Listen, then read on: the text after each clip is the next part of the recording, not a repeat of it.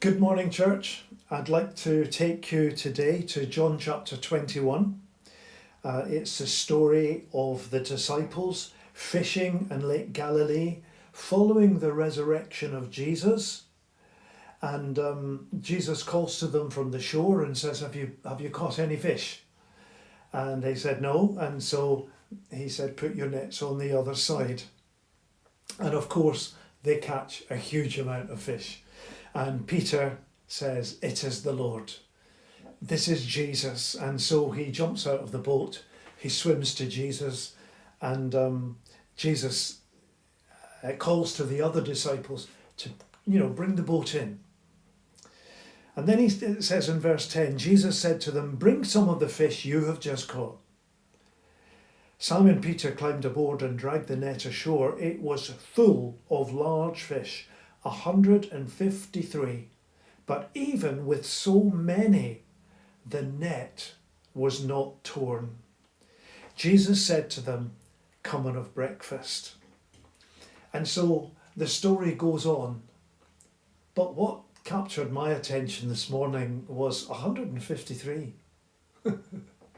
Why? Is there anything significant in the number 153? And also, why did they count them?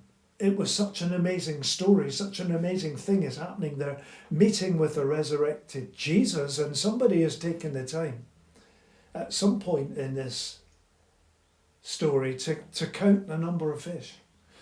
So I'm thinking, is it a 7? Is it a 12? Is it something to do with 1,000? Thinking of all the numbers that are spiritual.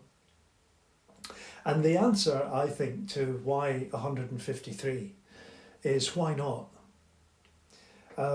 It tells us that this is being reported as a real historical event. There is a detail here, the number of fish that have been caught. But there's something else more significant.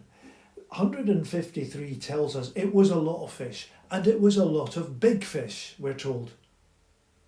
Even with so many, the net wasn't torn.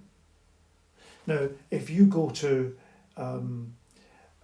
for example, the Gospel of Luke, there you'll find a very similar story where Peter, in chapter 5 of the Gospel of Luke, he's out fishing. And Jesus says, put out into the deep water and let down the nets for a catch. And the same thing happens. Jesus says, try the other side. They catch fish. And they came and filled both boats so that they began to sink. Now it says in verse 6, when they had done so, they caught such a large number of fish that their nets began to break. So the first story is of fish and breaking nets.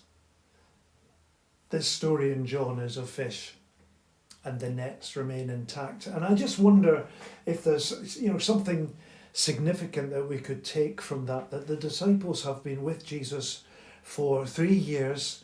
He's about to ascend to the Father. He has made them fishers of men, and they're going to take the gospel to the world. But the nets aren't going to break. He has made them ready for the task they're going to embark in. They can do this because in a short time the Holy Spirit is going to come and he's going to equip them and he's going to send them and he's going to empower them. And whatever fish they catch for Jesus through the gospel, the nets won't break. Just a thought.